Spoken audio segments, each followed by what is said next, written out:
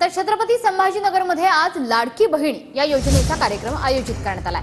पालकमंत्री अब्दुल सत्तारांच्या सिल्लोडमध्ये हा कार्यक्रम होणार आहे। मुख्यमंत्री एकनाथ शिंदे या कार्यक्रमाला उपस्थित राहणार आहेत। सिल्लोडमधील कार्यक्रमातून अब्दुल सत्तार शक्ती प्रदर्शन करण्याची शक्यता आहे। याचा आढावा घेतलाय आमच्या प्रतिनिधींनी।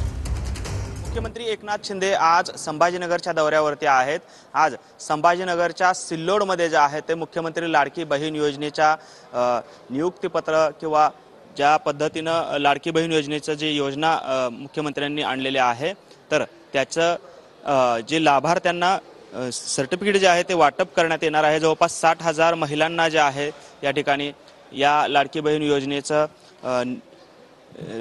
लाभार्थी पत्र जे आहे ते या ठिकाणी देण्यात येणार आहे। आणि आपण पाहतोय या कार्यक्रमाची जय्यत तयारी जी आहे ती या ठिकाणी सिल्लोड शहरामध्ये करण्यात आलेली आपल्याला पाहायला मिळतोय।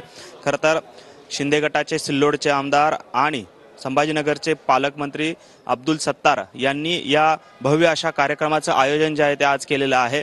आणि या कार्यक्रमाला जवळपास 60,000 पेक्षा अधिक महिला ज्या आहेत त्या या ठिकाणी उपस्थित राहणार आहेत। या सभेची आता जय्यत तयारी जी आहे त्या ठिकाणी सुरू असल्याचं आपल्याला पाहायला मिळते। कॅमेरामन विनोद उमनाबादकर सह सागर सुरवसे, TV9 मराठी, सिल्लोड।